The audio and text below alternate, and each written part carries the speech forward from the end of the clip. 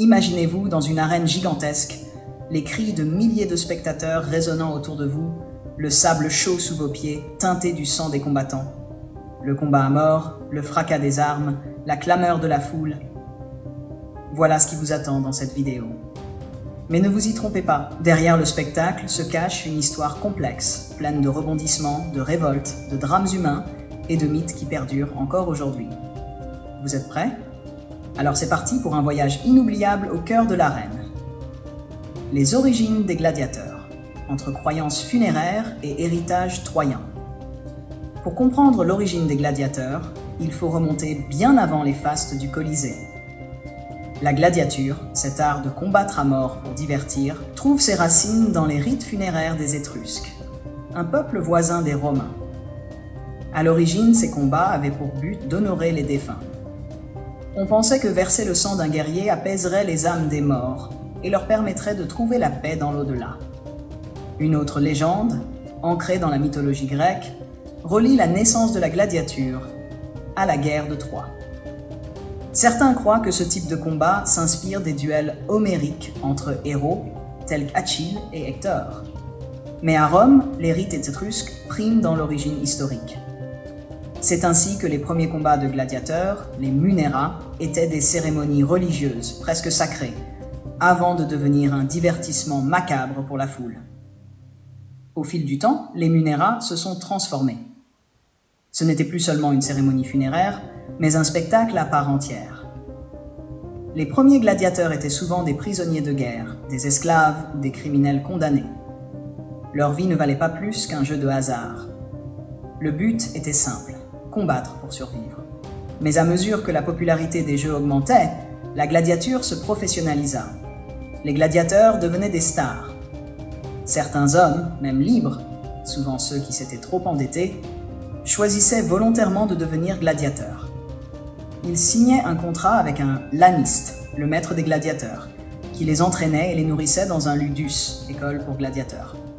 Ils étaient bien nourris et bien traités. Les combats se transformèrent en un véritable sport avec ses règles. Il y avait un arbitre, ses techniques et ses catégories bien définies. Spartacus, le gladiateur qui fit trembler Rome. Parmi tous les gladiateurs qui ont foulé le sable des arènes, un nom résonne encore plus fort que les autres, Spartacus. Né en Thrace, une région sauvage située dans l'actuelle Bulgarie, Spartacus était un berger, ou un soldat pour certains historiens. Capturé par les Romains, il fut réduit en esclavage et envoyé à Capoue pour devenir gladiateur. Mais cet homme n'était pas destiné à se contenter de combattre pour divertir les foules romaines. Il voulait recouvrer sa liberté. En 73 avant Jésus-Christ, avec une poignée de ses camarades gladiateurs, il organisa une évasion spectaculaire. Armés seulement de couteaux de cuisine, ils tuèrent leurs gardes, s'emparèrent d'armes plus adaptées qu'ils trouvèrent par chance non loin du ludus et prirent la fuite pour gagner les sommets du Vésuve. Ce qui commença comme une petite révolte d'esclaves se transforma rapidement en une véritable guerre. Des milliers d'esclaves en quête de liberté rejoignirent Spartacus, formant une armée redoutable qui infligea de nombreuses défaites humiliantes aux légions romaines. Contrairement au Gaulois Crixus, il ne voulait pas combattre les Romains jusqu'à la mort. Il cherchait juste à pouvoir retourner en Thrace. Pendant 2 ans, Spartacus mena une guerre de guérilla contre Rome, pillant les villes et semant la terreur parmi les élites. Son but était clair, fuir vers les montagnes et regagner la liberté. Il défie plusieurs armées romaines. Mais Rome ne pouvait pas tolérer cette menace. Les sénateurs, effrayés par l'ampleur de la révolte, finirent par confier à Crassus, l'un des hommes les plus riches de Rome, la mission de mettre fin à l'insurrection. Spartacus fit un pacte avec des pirates pour qu'ils l'aident à traverser le détroit de Messine et gagner la Sicile. Cependant, après avoir empoché l'or, ces bandits ne remplirent pas leur part du contrat et Spartacus se retrouva bloqué dans le sud de l'Italie. Malgré ses efforts, Spartacus fut finalement encerclé en 71 près de la rivière Silarus dans le sud de l'Italie. Le combat final fut sanglant. Et bien que Spartacus ait probablement trouvé la mort au milieu de la bataille, son corps ne fut jamais retrouvé. Pour les Romains, sa défaite fut une victoire nécessaire, mais l'esprit de rébellion qu'il incarna perdura longtemps dans l'histoire. Les catégories de gladiateurs. Les combats de gladiateurs n'étaient pas de simples affrontements désorganisés. Dès le début de l'Empire, à la fin du 1er siècle avant Jésus-Christ, chaque type de gladiateur avait un style de combat bien spécifique, avec ses armes, ses techniques et ses stratégies. Et ce qui rendait le spectacle encore plus captivant, c'étaient les duels entre ces différentes catégories. Mirmillon contre Rétiaire. C'était l'un des duels les plus emblématiques des arènes. Le Mirmillon, armé d'une épée courte et d'un bouclier large, portait un casque lourd orné d'un poisson, d'où son nom. Face à lui, le Rétiaire, à la tenue beaucoup plus légère, utilisait un trident et un filet pour capturer son adversaire. Le combat était un jeu de contraste. La force et la défense du Mirmillon contre l'agilité et la ruse du Rétiaire. Sécutor contre Rétiaire. Le Sécutor, dont le casque lisse et arrondi était spécialement conçu pour contrer le filet du Rétiaire, représentait l'évolution du Mirmillon. Sa lourde armure le rendait lent mais résistant, tandis que le Rétiaire misait tout sur la rapidité et l'esquive. Ces combats étaient souvent longs et haletants, chaque mouvement pouvant être décisif. Thrace contre Hoplomach. Le Thrace, armé d'une petite épée courbe et d'un bouclier carré, affrontait souvent l'Hoplomach, qui portait une lance et un bouclier rond. Inspirés respectivement des guerriers thraces et grecs, ces gladiateurs se livraient des duels très techniques, où chaque coup devait être calculé pour briser la défense de l'adversaire. Ces combats étaient plus que de simples démonstrations de force. Ils étaient des spectacles captivant la foule.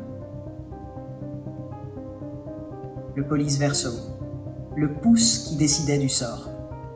Le pollice verso, ce geste tant redouté qui pouvait décider de la vie ou de la mort d'un gladiateur vaincu, est souvent mal interprété dans l'imaginaire collectif.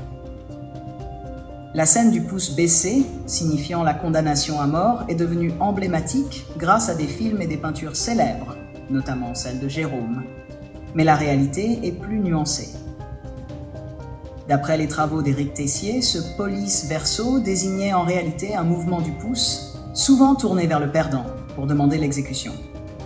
Cependant, il était extrêmement rare que la foule réclame la mort d'un gladiateur. Pourquoi ? Parce qu'un gladiateur, qu'il soit esclave ou libre, représentait un investissement colossal.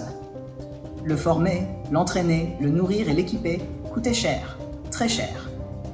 Le faire tuer sans raison valable, c'était jeter de l'argent par les fenêtres. Les Romains étaient pragmatiques. La clémence était souvent la voie choisie. Et pour demander la grâce d'un combattant, les spectateurs lâchaient des mouchoirs blancs dans l'arène. Il n'y a jamais de pouce levé. Ce geste, bien plus visible que des pouces tendus vers le haut ou vers le bas, permettait de comptabiliser facilement les voix de la foule. Un gladiateur gracié retournait à son ludus, école de gladiateurs, parfois pour combattre de nouveau, mais souvent pour devenir un héros aux yeux du peuple. Certaines femmes nobles adoraient partager leur lit avec des gladiateurs célèbres. Le Colisée, l'épicentre du spectacle. Et c'est au Colisée, l'amphithéâtre flavien, que ces combats atteignaient leur apogée. Construit pour immortaliser la gloire de Rome, le Colisée, dès 80 après Jésus-Christ, était le plus grand et le plus impressionnant de tous les amphithéâtres. Pouvant accueillir jusqu'à 50 000 spectateurs, il était le théâtre des jeux les plus grandioses, où gladiateurs, animaux exotiques et même reconstitutions de batailles navales, les naumachie, offraient aux Romains un divertissement inégalé. Le Colisée n'était pas seulement un lieu de spectacle, mais aussi un outil de pouvoir. Offrir des jeux gratuits à la population permettait aux empereurs de gagner la faveur du peuple et de maintenir la paix sociale. Et la foule en redemandait, avide de sensations fortes, de sang et de héros. Le déclin, la fin des jeux sanglants.